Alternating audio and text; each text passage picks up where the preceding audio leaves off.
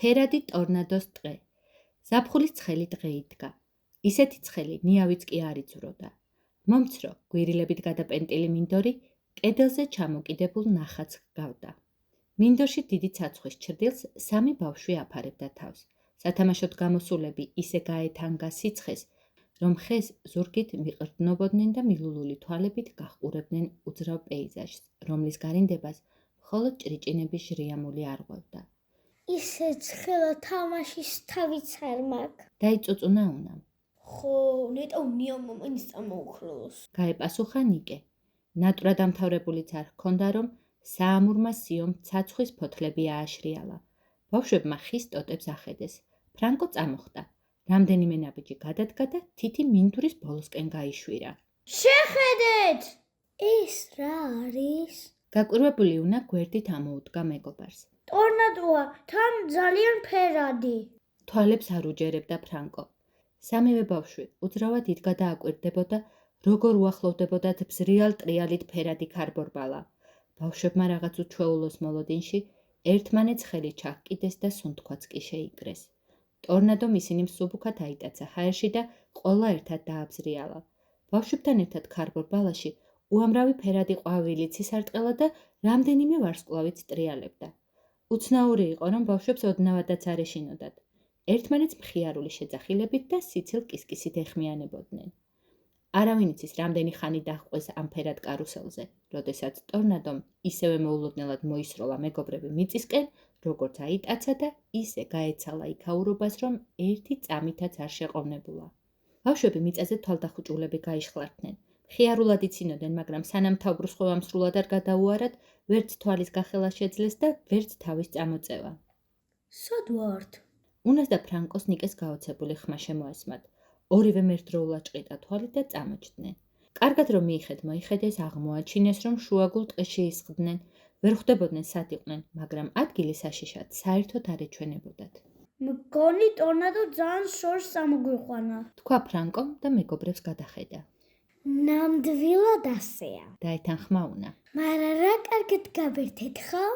კარგად გავერთეთ კი, ოღონდ სახლი თუ დროზე არ დაუბრუნდებით ძალიან ინერვიულებენ. თან ამ ტყეში ღამით ყოფნა არ იქნება სასიამოვნო. ნიკემ, როგორც ყველაზე უფროსმა, სიტუაცია აწონდა-აწონა და ფეხზე წამოდგა. ადექით. უთხრა უმცროს დას და მეგობარს. სახლის გზა უნდა ვიპოვოთ. ბავშვები ფეხზე წამოდგნენ და მიიხედ-მოიხედეს. არც ერთს არ ჰქონდა წარმოდგენა, საით უნდა წასულიყვნენ. გზა რომ არ ვიცით? უცებ დაფრთხა უნა. არა უშავს, საიდაც გული გაგვიწევს იქ ეწავიდეთ, ერთ ადგილად დგომას მაინც სჯობს. თქვა ნიკემ და პირველი ნაბიჯიც გადადგა. ხო, თან აქაურობას დავაჩვარიერებთ. დაეთანხმა ფრანკო მეგობარს და უნას თავით ანიშნა წამოდიო. მეგობრები ტყის ერთ-ერთ ბილიქს დაადგნენ. ირგვლივ ვერაფერს ხედავდნენ, მაგრამ ტყეში ატეხილი შარი-შურით ხვდებოდნენ, რომ მარტონი არ იყვნენ. ნეტა აქ საშიში ცხოველები თუ ცხოვრობენ? იკითხა თვალებ გაფართოებულმა უნამ. ალბათ ცხოვრობენ გლები. მიუგო ფრანკომ და თვითონაც დაიძაბა. ნიკე, რადგან ყველაზე უფროსი იყო, ცდილობდა შიში არ შეემჩნია და ბავშვებიც გაემხნევებინა. ნუ გეშინიათ, ერთმანეთთან ახლოს ვიაროთ. რამემ ყურადღება არ გაგიფონტოთ და ძალიან არ დამშორდეთ. ერთად ყველაფერს მოვიარებით. პატარები მართლაც გამხნევდნენ, საკუთარი ძალების ირწმუნეს და ნიკეს სწრაფ ნაბიჯს ფეხი აუწყეს. უეცრად ტყეში ხმაური შეწყდა და გამაყრუებელი სიჩუმე ჩამოწვა. ბავშვებს ეს ამბავი არ გამოჰპარვიათ. რაღაც უცნაური სიჩუმეა. თქვა ფრანკო და გაფაციცებით დაიწყო გარშემო ყურება. ხო, ძალიან უცნაურად გაჩვენდა ყველაფერი. თქვა უნამ და მეგობრებს მიეკრა. ყურადღებით ფრთხილად იყავით. ჩუმად გადაუჩურჩულა მეგობრებს ნიკემ. არ მომშორდეთ, აქ რაღაც მოხდება. სიტყვა დაასრულა თუ არა, გარინდულ ტყეში ტოტების ლაწა-ლუწის ხმა გაისმა. აშკარად რაღაც დიდი კი არა, უზარმაზარი მორბოდა. ბავშვები გრძნობდნენ ამ რაღაც არსების ტორები როგორ ეხლებოდნენ მიწას და როგორ ზანზარებდა ირგვლივ ყველაფერი. ხმით მიხვდნენ, რომ ეს რაღაც მათ უახლოვდებოდა. გაისუსნენ. უეცრად მათ წინ ორი უზარმაზარი ხე ისე გადაიზნიქა, თითქოს ყვავილის სუსტი ღეროები ყოფილიყო და მეგობრებმა გაურკვეველი არსება დაინახეს. შეკივლებაც ვერ მოასწრეს, რომ ამ უზარმაზარმა არსებამ ისკუპა და ისის იყო ყველა ერთად უნდა მოექცია კლანჭებში, რომ ნიკემ ხელი აიქნია და ეს ბანჯგვლიანი, 2 მეტრიანი, რქიანი ცხოველი ცხვირით უხილავ კედელს შეასკდა. ტკივილისა და მოულოდნელობისაგან თვალები გაუფართოვდა, ერთი ამოიღმულა და მიწაზე უგონოდ გაიშხლართა. ბავშვები ამოცნაურ ცხოველს დააკვირდნენ. ტანი ოქროსფერი ბეწვით ჰქონდა დაფარული, რომელიც ალაგ-ალაგ ბრწყინავდა. თავზე ორი ლალის რქა ედგა და ასე მიწაზე გაშხლართული, უზარმაზარ, ფუმფულა და უწყინარ სათამაშოს ჰგავდა. ძალამაზია! აღფრთოვანდა უნა. და ძალიან ავი. დაამატა ფრანკომ, თან თვალს ვერ წყვეტდა უცნაურ ცხოველს. ორივე მართალი ხართ, მაგრამ აქარობას უნდა მოუშორდეთ, სანამ გოს მოსულა. თქვა ნიკემ. ბავშვები ფეხაკრებით გაეცანენ იქაურობას და თავის ამშვიდობოს რომ დაიგულეს, უნამ ნიკეს შეხედა. ის როგორ გააკეთე? რა როგორ გავაკეთე? გაიკვირვა ნიკემ. როგორ გააკეთე? ის ხეცი როგორ დაამარცხე? ახლა ფრანკოსაც გაახსენდა რაც მოხდა. ნიკე დაფიქრდა. ყველაფერი ისე სწრაფად მოხდა, რომ სამივე ახლა იაზრებდა რა გადახდათ თავს. წარმოდგენა არ მაქვს. მოსაფიქრებლად სადმე ცალა? უბრალოდ მივხვდი, რომ ასე უნდა მექნა. თავში ასმა გამიოლო და რაც გავიფიქრე, ის ასრულდა კიდეც. ასე ახსნა ნიკემ ის უცნაურობა, რაც ცოტა ხნის წინ გადახდათ. ეხლა ჯადოქარი ხარ? კითხა აღფრთოვანებულმა უნამ. არ ვიცი, მაგრამ რაღაც უცნაურად გილასკივართ. მიუგო ნიკემ, მერე მეგობრებს გახედა და დააკვირდა. იქნებ თქვენს გაქვს რაღაც ძალა? პატარებმა ერთმანეთს აღფრთოვანებით გადახედეს და იმ იმედით, რომ თავადაც შეძლებდნენ ჯადოქრობას, ხელების აქეთ-იქით ქნევას მოჰყვნენ.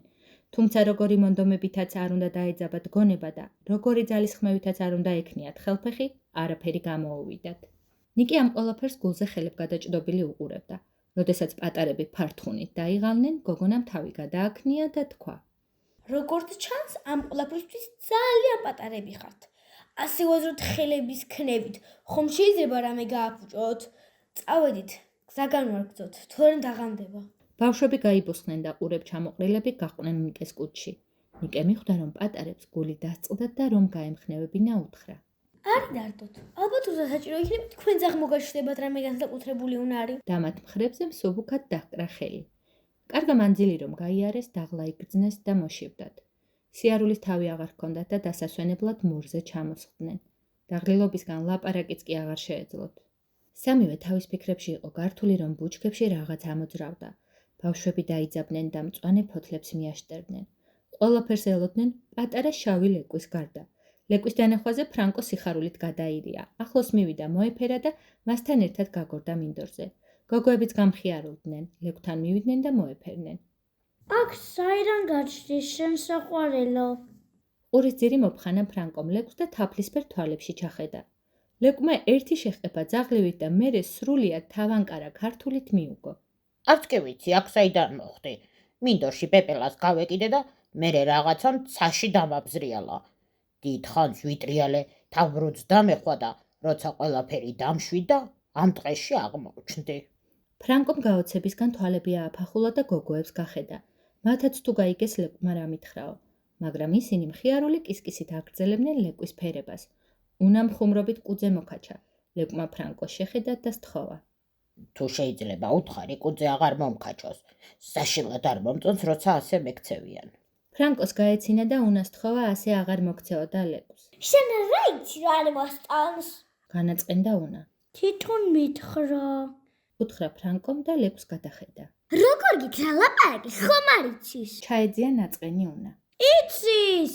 უპასუხა ფრანკომ. მგონი ესეც ჩვენთან ერთად წამოიყვანა ტორნადო. რომ მკითხეს საიდან გაჩრდი მეთქი, ზუსტად ის მიამბო, რაც ჩვენ გადახვდა თავს. უნამ უნდობლად მოჭუდა თვალები. ნიკე ჩაფიქრდა და წამოიყვირა. ფრანკო, ეგაა შენი სუპერძალა. ცხოველების ლაპარაკი გესმის. იქნება აქაურ ცხოველებს დაელაპარაკო და გავიგოთ როგორ დაბრუნეთ სახლში. ფრანკოს გაუხარდა, ლეკვს მიუბრუნდა და უთხრა. მე ფრანკო ვარ. ესენი ნიკე და უნა არიან. და შენ რა გქვია? დედა იორუს მეძახის. ჩემი დიდი ბებია იაპონელი იყო. იორუ იაპონურად ღამეს ნიშნავს და დედამ მითხრა, შენც ღამესავი ჩავიხარო. ფრანკოს გაეცინა. მეგობრებს ლეკვის სახელი უთხრა და ისიც უამბო ასე რატომ დაარქვა დედა. გოგოებიც გამხიარულდნენ და ჰკითხეს ჩვენთან ერთად ხომ არ წამოხვალო. ლეკვმა ისე შეჰყიფა, რომ თანხმობა ყველასთვის გასაგები იყო და ფრანკოს თარჯიმნობა აღარ დასჭირვებიათ. ნიკემ ცას ახედა და ბავშვებს უთხრა გზა უნდა განვაგრძოთო. უნამ წაიწუწუნა ძალიან მშიაო. ყველას გვშია, ამიტომ მალე უნდა ვიპოვოთ სახლის გზა. თქვა ნიკემ და ფეხზე წამოდგა. ეს რომ ლეკმა გაიგო, კუდი მხიარულად შეათამაშა, მომყევითო მიაძახა ფრანკოს და ისევ იმ ბუჩქებში შეძურა, საიდანაც ბავშვებს მოევლინა. ბავშვებიც შეცოცდნენ ბუჩქის ქვეშ და ბილიკზე მოცუნცულე იორუს დაედევნენ. ლეკმა ერთ კუთხეში შეუხვია და დიდ ხეს მიადგა, რომელზეც კარგა მოზრდილი ფუღურო იყო. იორუ წინა ორი თათით ხეს მიეყრდნო და შეჰყეფა. ნამცეცა, ხის ფუღუროდან ნამცეცად წოდებულმა ბუთქუნა ციყვმა გამოჰყო თავი. შემდეგ მარდად გამოირბინა ტოტზე, მოსულ სტუმრებს თავს ზემოდან მოექცა და ყურადღებით დააკვირდა. ესენი ჩემი ახალი მეგობრები არიან. თურმე ესენიც ტორნადომ მოიყვანა აქ. წარუდგინა ლეკმა ციყვს ბავშვები. ეს კი ნამცეცაა, ჩემი უკვე ძველი მეგობარი, თქვენთან შედარებით. ბავშვები ნამცეცას ზრდილობიანად მიესალმნენ. იორუმ თავის უკვე ძველ მეგობარს თხოვა რამით ხომ ვერ გაუმასპინძლდებოდა ბავშვებს. ძალიან დაიმშნენ და დაიღალნენო. დიდი სიამოვნებით, ასეთი ზრდილობიანი ბავშვები ჩემს ცხოვრებაში არ მინახავს. ფუმფულა კუდი თათებში მოიქცია ნამცეცამ და სტუმრებს გაუღიმა. უფრო სწორად, ამ დღეში ბავშვები საერთოდ არ მინახავს.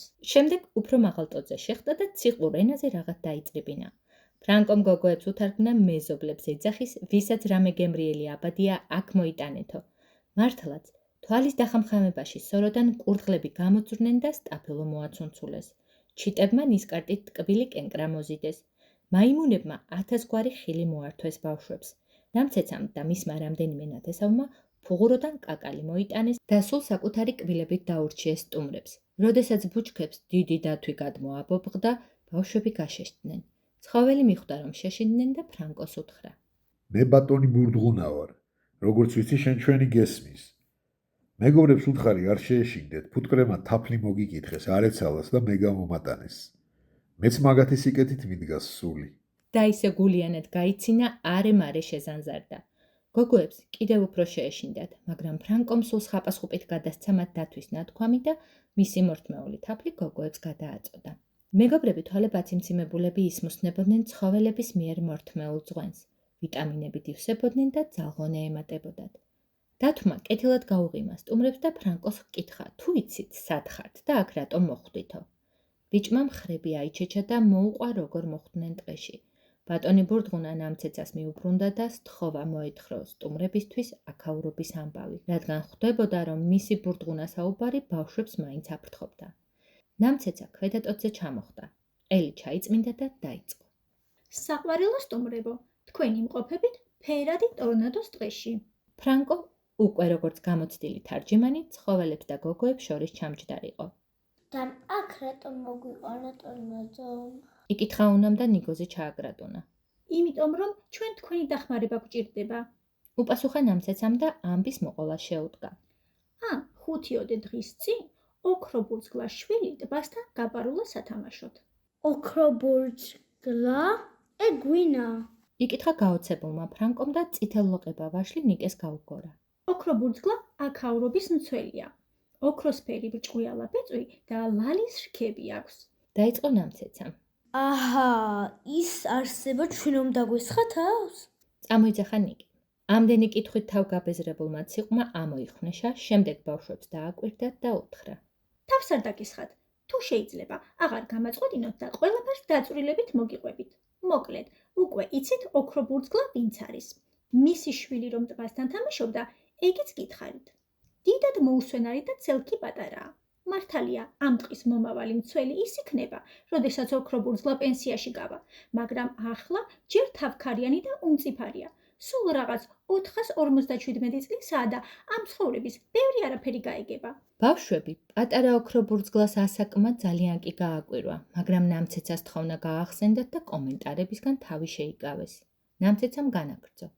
მოკლედ, იმდენ იქნა ამ მოუსვენარმა და ცუღლუტმა მხეცმა, იმდენი იქანავა ტბის გარშემო მდგარ ტირიფების ტოტებზე, რომ ერთ-ერთი გაქანებისას ტოტი ხელიდან გაუსყლდა და პირდაპირ ვულკანის კუნძულზე მოადინა ზღართანი. აქ ვულკანიც არის? ერთხმად შესახეს ბავშვებმა. არის. თავი დააკანტურა რუხმა ბაჭიამ. და თქვენი სახლის გზაც მასზე გადის. ძმაც უნდა მართალია. თავი დააქნია ნამცეცამ. საქმე ისაა, რომ ვულკანის კუნძული შუა ტბაში დგას. ტბა საკმაოდ ვრცელია და იმ კუნძულზე არც ერთი ხე არ დგას. ყველაფერი ლავამ დაწვა და გააჩანაგა. ჩვენი პატარა ოქრო ბურძგლა იმ კუნძულზე ჩარჩა. ოქრო ბურძგლებმა კი ცურვა არ იციან, არც ბრდები აქვთ. გული აუჩუყდა ცმაცუნას. მართალია, არ იციან. ამიტომაც მის დასახმარებლად ტორნადომ თქვენ მოგიყვანათ. ტოტიდან იმედის თვალით ჩამოხედა ნამცეცამ ბავშვებს. ჩვენ? ყველას ერთად აღმოხდა გაოცებისგან. ტუნაზოს არ შეუძლია ისევე გადმოიყვანოს ოქრო ბურძგლა, როგორც ჩვენ მოგვიყვანა აქამდე? დაინტერესდა ნიკე. თავიდან ასეც აპირებდა. ამოიოხრა ნამცეცა. მაგრამ ხომ გითხარით, კუნძული ტბის შუაგულშია. როგორც კი ტორნადო წყალს უახლოვდება, წყალი ყელვას იწყებს. უზარმაზარი ტალღები წარმოიქმნება და კუნძულს ტბორავს. ასე შეიძლება ის სურელი მხეც უკა კუნძულზევე დაიხრჩოს. ჩვენ უნდა გადავარჩინოთ ოქრო ბურძგლა. წამოიყვირა შეშფოთებულმა ფრანკომ. ისე ძალიან მინდა მისი გაცნობა.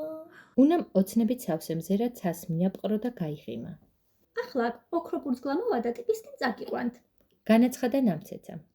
ვიცი რომ თავიდან ძალიან შეგაშინათ, მაგრამ ისე გელოდებოდათ რომ თქვენს დასახვედრად სიხარულით გამოქანდა. ის კი ვეღარ მოიფიქრა რომ შეიძლებოდა შეგშინებოდათ. მართლაც ცოტა ხანში ოქრო ბურძგლაც გამოჩნდა. უსაზღვროდ სევდიანი თვალები ჰქონდა და ბავშვებს იმედით შეჰყურებდა. გამარჯობა, წუხვარ რომ შეგაშინეთ. გაღიმება სცადა ოქრო ბურძგლამ. ფრანკომ სასწრაფოდ თარგმნა მისი ნათქვამი.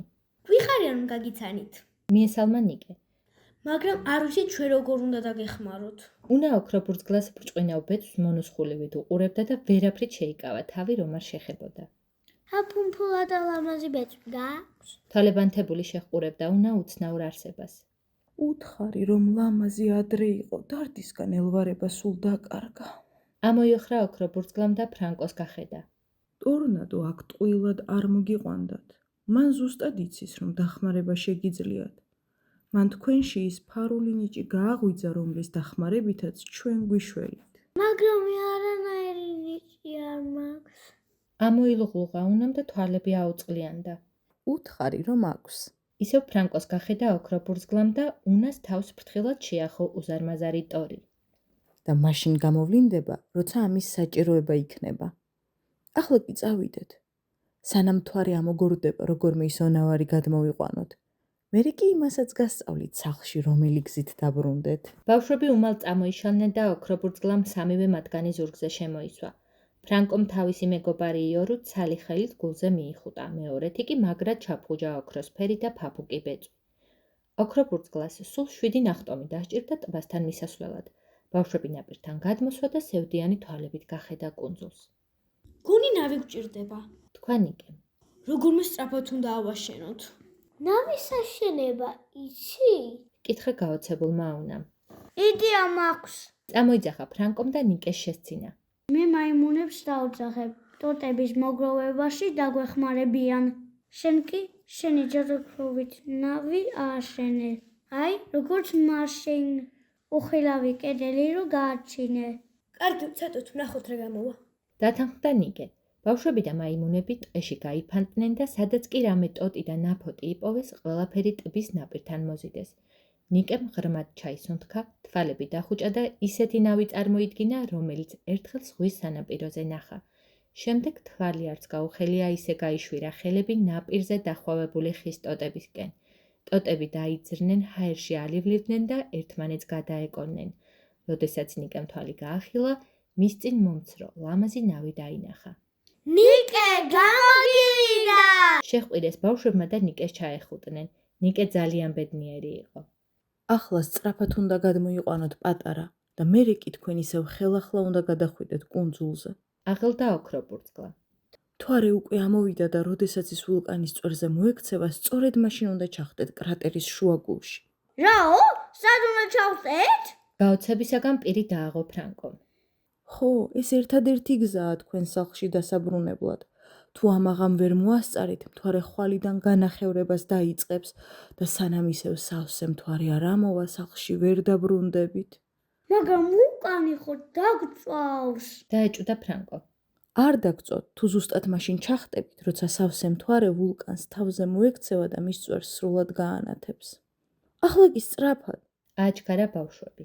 ჩემი შვილი გადმოიყვანეთ, მაგრამ ყველა არ წახვიდეთ. ასაკით პატარაა ის სუღლუტი, მაგრამ ტანად დიდია და სამივე თუ წახვალთ, ვეღარ ჩაეტევა ნავში. ნავით ამ ტბას დილამდე ვერ გადავცურავთ. თქვა ჩაფიქრებულმა ნიკემ და ყველა მიხვდა, რომ სიმართლეს ამბობდა. სანამ იმის ფიქრში იყვნენ თუ როგორ გადასულიყვნენ კუნძულზე, უეცრად სიომ წამოუქროლა. უნა ჭერმის ყვავილივით აიტაცა მაღლა და დააბზრიალა. სიო რომ შეწყდა, აღმოჩნდა, რომ პატარა გოგო ისევ ჰაერში დალივლივებდა და საითაც გული გაუწევდა, იქით შეეძლო გაფარფატება. უნა, შენ დაფრინავ!